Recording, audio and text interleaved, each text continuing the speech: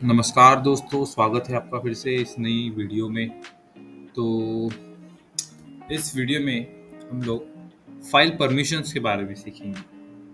हाँ, फाइनली ये वीडियो आ ही गया है। आप इतना डिमांड कर रहे थे, तो चलिए हमारा प्यारा दुल्हारा टर्मिनल खोलेंगे। तो हम आ गए हैं अब टर्मिनल में। तो हमें पता है कमांड के बारे में, जो है ls-l, जो हमें लॉन्ग लिस्ट प्रोवाइड करता है। अब यहाँ पे मैंने जैसे आपको बताया था, जो ब्लू कलर में होते हैं वो डायरेक्टरीज होते हैं, और जो व्हाइट में होते हैं उन्हें फाइल्स किया जाता है। ये जैसे पता ही नहीं था हमें। अब ये जो सेक्शन है, यही आज हम थोड़ा और डिटेल में समझेंगे, क्योंकि यही परमिशंस के बारे में और हमें समझाता है। ये तो आपको पता ही है कि ये जो पहला वेक्टर लिखा है वो यूज़र नेम है, और दूसरा वेक्टर जो है वो ग्रुप नेम है।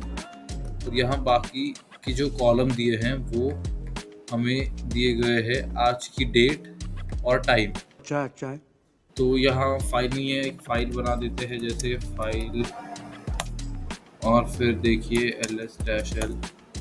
देखिए यहाँ फाइल आ गया है वाइट कलर में, और बाकी डायरेक्टरीज है ब्लू में। अब आपको याद ही होगा, मैंने कहा था कि हर बार ये केस नहीं होता, वाइट या ब्लू कलर में ही नहीं दिखेगा। तो आपको बस यहाँ सबसे पहली जो कॉलम है वहाँ डी और हाइफन के बीच का फ़र्क देखना है। डी मतलब डायरेक्टरी होता है और हाइफन मतलब फाइल। अब ये लिस्ट को देखने के और भी कई तरीके होते हैं, जैसे बस ls टाइप करें तो ऐसे छोटी सी लिस्ट दिख जाएगी, ज़्यादा डिटेल में नहीं। ll भी होती है, जो और थोड़ी ईजी होती है याद करने में, पर वैसे मुझे तो अभी आदत हो गई है ls-l ही टाइप करने की, इसलिए हम उसी से चिपके रहेंगे। शाबाश बेटा। तो अब मैं बताता हूँ क्या क्या, कौन सी चीज़ें क्या होती है। डी तो आपको पता ही चल गया कि डायरेक्टरी है। उसके आगे पहले तो इसमें 9 कैरेक्टर्स के बारे में पढ़ेंगे। तो ये जो 3 कॉलम है, इसका मतलब क्या है? पहले कॉलम का मतलब है कि यूज़र नेम कौन। तो जैसे यहाँ दिख रहा है, यूज़र नेम हमारा विक्टर है और ग्रुप नेम भी विक्टर ही है। पहला कॉलम वही डिनोट करता है, जो है हमारे पहले 3 कैरेक्टर। यहाँ पे जैसे दिख रहा है R, W और X। उसके बाद अगला जो है, अगले 3 कैरेक्टर, ये हमें ग्रुप के बारे में बताता है। अब हर फाइल में ग्रुप तो होते ही है, तो ये जो हमारे अगले 3 कैरेक्टर है वो हमें ग्रुप के बारे में इंफॉर्मेशन देंगे। और जो फिर उसके बाद जो आखिरी 3 कैरेक्टर है, वो ना ही कोई ग्रुप को डिनोट करता है और ना ही कोई यूज़र को। उसका हम सीधे बोलेंगे कि उसका मतलब है वर्ल्ड या अदर। इसका मतलब है वो दोनों को भी रिप्रेजेंट नहीं करता। ऐसे हमने यहाँ 9 कैरेक्टर्स के बारे में सीख लिया है, 3-3 की कॉलम में, यानी ये 3 होंगे हमारे। सबसे पहले 3 वाले हमारे होंगे यूज़र नेम, फिर हमारा ग्रुप नेम, और फिर ये हमारा वर्ल्ड, या फिर उसे अदर भी कहा जाता है। अब यहाँ हर एक कैरेक्टर के बारे में हम देखते हैं। तो सबसे पहले यहाँ लिखा है, आपको तो कुछ लोगों को पता ही होगा, क्योंकि मैं बताता हूँ। यहाँ R मतलब रीड, W मतलब राइट, और X मतलब होगा एग्जीक्यूट। तो ये हमेशा इसी ऑर्डर में रहेगा और बदलेगा नहीं। ये तो वैसे जैसे मैंने कहा था, ये 3 जो कैरेक्टर है वो हमारे यूज़र नेम को डिनोट करते हैं। वैसे ही आप अगर आगे देखें, यहाँ पे हमें रीड, राइट और एग्जीक्यूट दिया है, बस W यानी राइट नहीं दिया है। तो इसका मतलब ये होगा कि हमारी फाइल बस रीड और एग्जीक्यूट कर पाएगी, और उसे कोई राइट नहीं कर पाएगी। हमेशा याद रखें कि बस रीड R-W-X इसी ऑर्डर में हर बार लिखा होगा। अगर बीच में कुछ मिसिंग है तो उसका मतलब वो परमिशन हम उस कैटेगरी को नहीं देंगी। अब हमारा जो यूज़र है वो सब कुछ कर सकता है, रीड, राइट और एग्जीक्यूट तीनों। तो इसमें हम जैसे फाइल जो हमने बनाई थी उसके ऊपर ध्यान देंगे। यहाँ पे देखिए, सबसे पहले एग्जांपल के लिए हम फाइल ले लेते हैं, फाइल के बारे में देखते हैं। यहाँ ऑब्वियसली वही 9 कैरेक्टर्स दिए गए हैं, और फिर हमारा यूज़र नेम और ग्रुप नेम। तो इस 9 कैरेक्टर्स में सबसे पहले आप देख सकते हो R-W और X नहीं दिया गया है। इसका मतलब है कि हम इस फाइल को रीड कर सकते हैं, राइट कर सकते हैं, पर एग्जीक्यूट नहीं कर सकते। तो यहाँ जैसे हम लोग एग्जांपल लेते हैं कैट और फाइल। यहाँ पे आपको दिख रहा है फाइल के अंदर अभी कुछ नहीं है, पर इसके अंदर हमने इको और फिर हेलो इतना अगर कर दिया, देखिए प्रिंट हो गया। और यही हमने अगर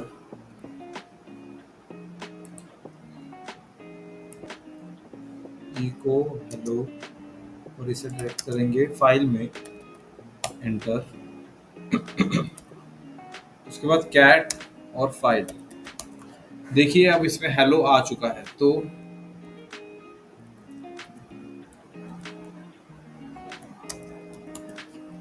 यहाँ पे जैसे उसने कहा था, हम लोग यहाँ रीड भी कर सकते हैं और राइट भी कर सकते हैं। अब ये हर बार केस नहीं होगा, जैसे आपको वैसे करने की जरूरत नहीं है, शायद हर सिस्टम में नहीं होगा, पर मैं एक कमांड अभी रन करके दिखाता हूँ, ls-l/x।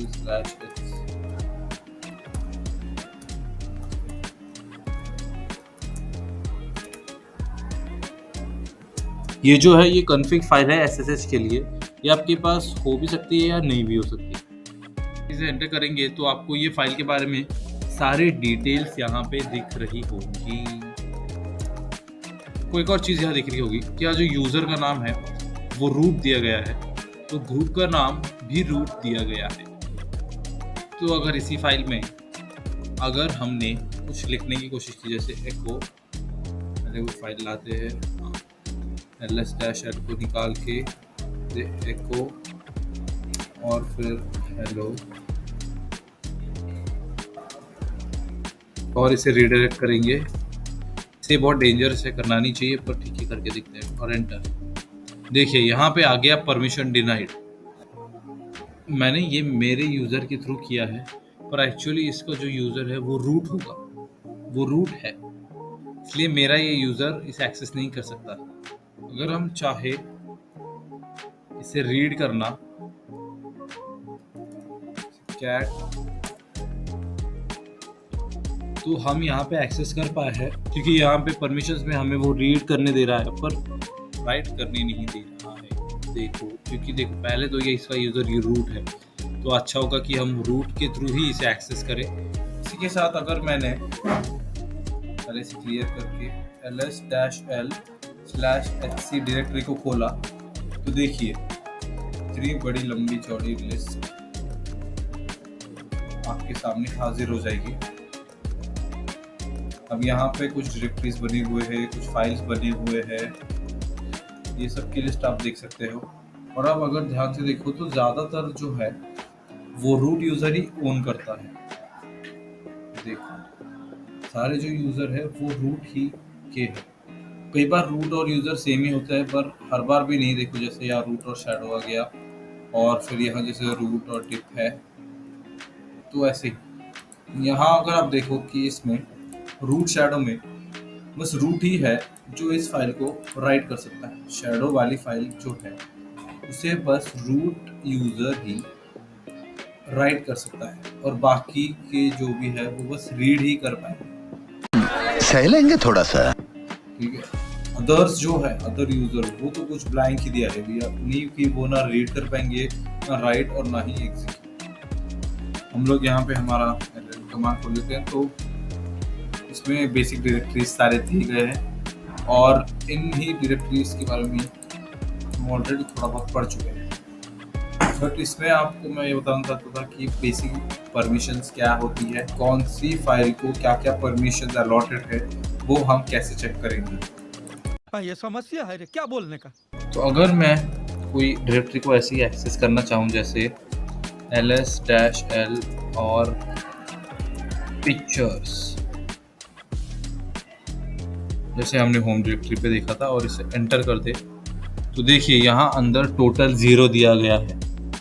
और हम लोग ये इसलिए कर पाए हैं कि पिक्चर्स डायरेक्टरी में जाके हम लोग देख पाए कि फाइल्स है या नहीं, कौन सी फाइल है। ये हम इसलिए कर पाए क्योंकि यहाँ पिक्चर्स वाले में दिया गया है कि हम इसे रीड कर सकते हैं। देखिए रीड, राइट और एग्जीक्यूट तीनों यहाँ पे अलाउड है। डायरेक्टरी को रीड करने में और फाइल को रीड करने में काफ़ी अंतर होता है। ये तो लेटेस्ट न्यूज़ है। डायरेक्टरी को रीड करते हुए वो बस कुछ, जैसे मैंने बताया, कौन सी फाइल्स है वो प्रेजेंट है वो बताएगा। पर फाइल को रीड करते हुए वो हमें फाइल के अंदर जो टेक्स्ट या कंटेंट लिखा गया है वो हमें बताएगा। पर अगर मैं चाहूँ तो कुछ चेंजेस ऐसे कर सकता हूँ, जैसे मूव कमांड और फिर हमारा फाइल हम करेंगे शिफ्ट पिक्चर्स वाली डायरेक्टरी में, एंटर कर दिया और फिर ls-l। देखिए अब हमारी जो फाइल है वो होम डायरेक्टरी पे तो नहीं रही, और इसी को हमने अगर ls-l और फिर से पिक्चर्स पे किया तो देखिए यहाँ टोटल 4 दिखा रहा है और हमारी फाइल भी यहाँ आ चुकी है। अगर इसी को हमें रिमूव करना होगा, जैसे cd और फिर पिक्चर्स में अगर जाए और फिर ls करके और फिर इसे रिमूव